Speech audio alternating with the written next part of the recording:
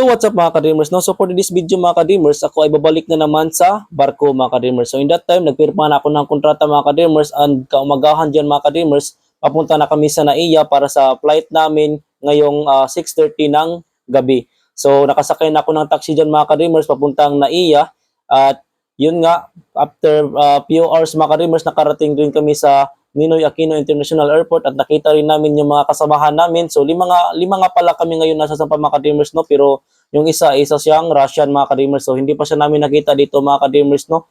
So doon lang namin siya nakita, doon na sa Doha na namin siya nakita. So sobra excited yung engine training namin mga ka-dreamers, no? Dahil first time din niya na sumampa ng barko. So pagkatapos namin magchika-chika mga ka-dreamers, pumasok na rin kami kung open na ba yung aming boarding gate. So since open na mga ka-dreamers, agad na rin kami nagpila mga ka-dreamers, no, para makapag check-in na rin kami papunta sa Doha mga ka-dreamers, no. So dalawa nga pala yung flight namin ngayon mga ka-dreamers, no. Manila to Doha, tapos Doha to Cape Town, South Africa mga ka-dreamers. So yun nga mga ka-dreamers, since nakatapos na ako makapag-fill up mga ka-dreamers, nagpunta na ako para ma-check-in na rin yung ating mga bagahe mga ka-dreamers. So, and after that mga ka-dreamers, na nakapag-check-in na kami, pumunta na kami sa immigration, at pagkatapos sa immigration mga ka-dreamers, yun na nga, nagutom na kami at pa-chill na lang kami dahil nag-aantay na lang kami kung kailan yung boarding namin papunta sa Doha mga ka-dreamers. So, yan na nga, nag-aantay na kami mga ka-dreamers, and after few minutes na nag-aantay mga ka-dreamers, at nakapasok na rin kami mga ka-dreamers, no? So, for check-in na rin sila sa 18:30 na biyahe namin mga ka-dreamers papuntang Doha. So, yun na nga mga ka-dreamers, papunta na ako dyan. In that time, papunta na ako dyan mga ka-dreamers, no? Papunta na ako sa Qatar Airways, na isa sa pinakamaganda sa mga airlines dito sa buong mundo, no? So ang Qatar Airways mga ka-dreamers, no? So medyo malayo-layo tong biyahe namin mga ka-dreamers, no? Since Manila to Doha is 9 hours yan mahigit mga ka-dreamers. So medyo masakit talaga to sa lubot mga ka-dreamers, no? Pero hindi naman boring kasi may maraming movies naman mga ka-dreamers. And after ko nag-flight na kami dyan mga ka-dreamers, nood na ako ng Korean drama mga ka-dreamers, no? Kasi yan naman talaga yung hilig ko, no? Yung Korean drama mga ka-dreamers, no? So hindi rin boring mga ka-dreamers, no, dahil may entertainment naman dito mga ka-dreamers, may music, may mga movies, mga Hollywood, kahit anong movies nandyan mga ka-dreamers, no. So after nga namin mga ka-dreamers, yun na nga, kainan na rin mga ka-dreamers, no. Grabe talaga tong Qatar Airways mga ka-dreamers, no.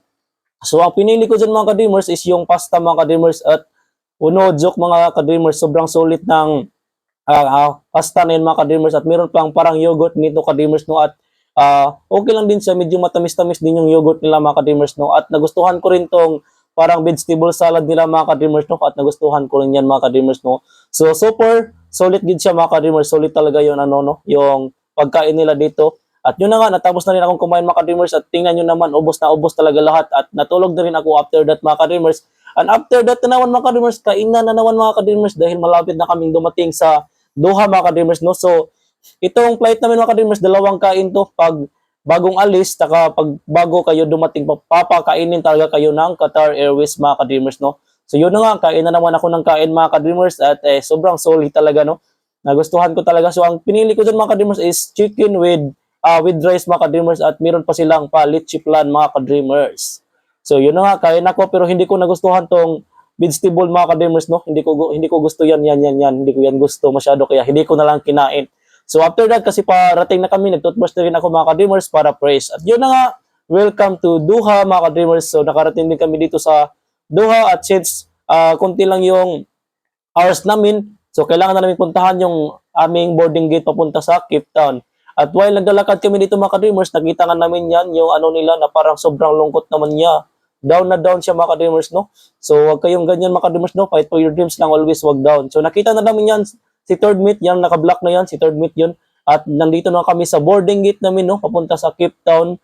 At yan na yung last namin na flight mga ka-dreamers. At yun na nga mga ka-dreamers, pa-boarding na rin, at sumakay na kami sa bus dyan para ihatid na kami sa aming airlines mga ka-dreamers. And after that, after how many minutes mga ka-dreamers, nakarating rin kami sa ilang airlines, ang Qatar Airways.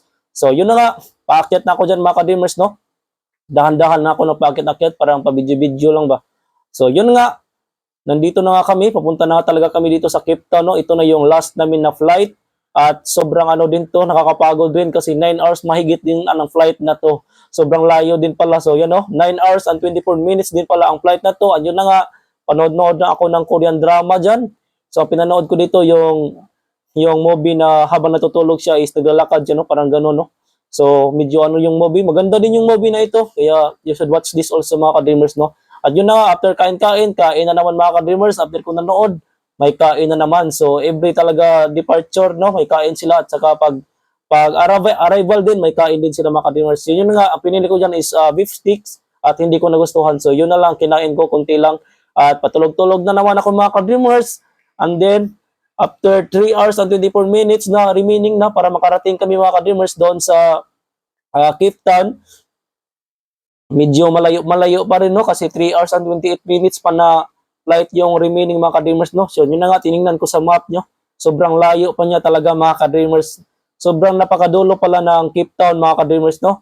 At since pa-arrive na rin kami, may pagkain na naman mga ka-dreamers. So yun nga, grabe talaga yung kainan dito sa Qatar Airways, no. So kubkob na naman tayo dito mga ka-dreamers, no. At yun na nga, after that, ubos lahat kasi gutom na gutom. And yun na nga, palanding na kami mga ka-dreamers. Karating lang namin dito sa South Africa with port engineer and engine trainee. Asa daw? Talk. Or OS and also third mate. Nauna sila. See. Sabik na mag-UC ah. So papunta kami sa aming boarding gate. Boarding gate na naman kung saan yung magkukuha kami ng namin sa bagahe namin. Baggage counter, no. Doon na kami pupunta. All right, let's go.